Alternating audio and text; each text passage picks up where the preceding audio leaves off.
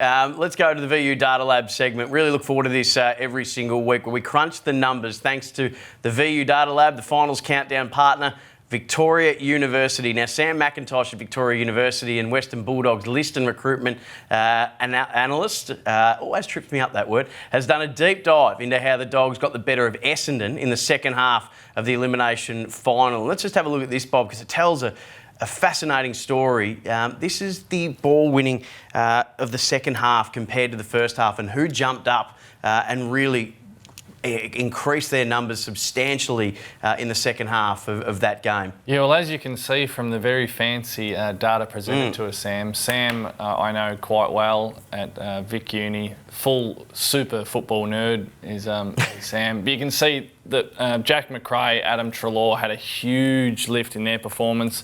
Rourke Smith, I think, is one that might have sort of surprised people, just jumped up on them a little bit. Yep. Taylor Duray, who's had a sensational season, he's improved. But across the board, it was the ability just to not just win the ball, but to be able to control it. So yep. that's the Dogs' hallmark of them at their very best. When the rain came tumbling down in Tassie last week, it was almost music to the ears of the Dogs' mids. So we see Treloar getting on the end of one there. He had 18 disposals in the second half, but Jackson Macrae, first possession at stoppage 7 times, which is a massive number. Yeah, he's an incredible player, Jack. I think he had 36 touches without a mark, which is quite extraordinary. And one of the things that I noticed as a teammate and watching him now, just take a look at how much punishment he takes.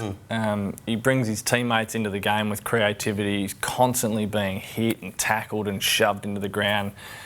He's so resilient, such an important creative player for the Dogs, and just shows up every week. And one that went under the radar just a little bit was Rourke Smith. The 5 second half intercepts were crucial. In the times that Essendon were able to get inside forward 50, Rourke Smith was phenomenal in that intercept role. Yeah, he's one of the players that the locker room barracks for. Rourke Smith, he's a lovely fellow, big heart, incredibly athletic. He's sort of similar to Easton Wood in terms of his athletic ability, so he can kind of play in a multiple set of positions, which is that's what Luke Beveridge loves players who can play in all different positions. So his massive second half last week, that'll give him huge confidence. Yep. So he might have a number of different roles tonight against the Lions. Does he get Mickey as a nickname?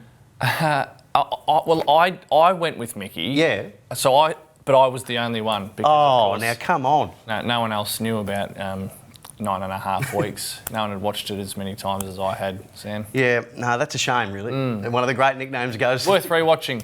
Yeah, absolutely. The wrestler. Yeah, the wrestler, yep. In the latter years. Yep, Harley Davidson, the Marlboro man. Well, he's had some howlers, let's be honest, Mickey Rourke, but he had some good ones there in the 80s. Speaking of good ones, Josh Dunkley is a good one. Darcy Parish has had a brilliant year. He was All-Australian. He's won 3 individual medals throughout the course of the year. He was the #1 ball winner in the first and second quarters, ranked #1 for ball use as well in that first half. Look what happens when Josh Dunkley goes and sits on him. He goes from first to last in that third quarter. Yes, I mean, we talk about midfield pressure all of the time, and particularly at the Bulldogs, how if the midfield is putting enough pressure on the ball, how much it helps the defensive 6.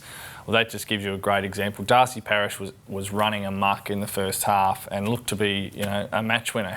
Still had a great game, but just to nullify his effectiveness from the third quarter on was a pretty important role from Josh. Yeah, kept in his 6 disposals in that quarter. A brilliant effort from Josh Dunkley, just showing his versatility as well as someone who can win it and then deny it at the other end. A big thank you to Victoria University and Sam McIntosh. Brilliant effort for all those numbers in the VU Data Lab.